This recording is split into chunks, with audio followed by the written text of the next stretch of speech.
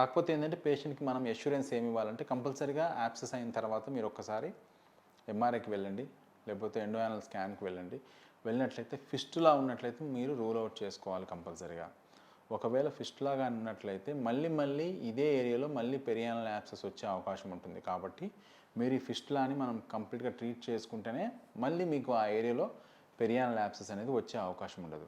కాకపోతే ఏంటంటే కొన్నిసార్లు డాక్టర్ గారు దాన్ని టైంకి డ్రైన్ చేసి ప్రాపర్‌గా దాన్నంతా క్లీన్ చేసి నీట్‌గా ఉంచినట్లయితే జనరల్‌గా మనకి ఇంటర్నల్ ఓపెనింగ్ అనేది అంత వైడ్ లేకుండా చాలా నారో అయిపోయి మళ్ళీ యాబ్సెస్ అనేది కొన్ని సంవత్సరాలు కూడా రాకుండా కూడా ఉండే అవకాశం ఉంటుందన్నమాట. సో, ఈ విధంగా మనకి పెరియానల్ యాబ్సెస్ వచ్చినప్పుడు డాక్టర్ గారి దగ్గరికి వెళ్ళినప్పుడు ఏందంటే డాక్టర్ గారు ఎగ్జామిన్ చేసి దాన్ని కొన్ని రకాల పరీక్షలు చేసి ఇన్సిషన్ అండ్ డ్రైనేజ్ అంటారు. ఈ ప్రొసీజర్ ద్వారా ఆ లోపల ఉన్న పస్ తీసినట్లయితే పేషెంట్‌కి పెయిన్ తగ్గి చాలా కంఫర్ట్‌గా ఉంటారు. కాకపోతే తర్వాత మీరు ఒక్కసారి ఫిస్టులాని రూల్ అవుట్ చేసుకొని దాన్ని బట్టి మనం ట్రీట్మెంట్ చేసుకున్నట్లయితే ఈ పెరియానల్ యాబ్సెస్ అనేది మళ్ళీ రాకుండా ఉండే అవకాశం ఉంటుందండి.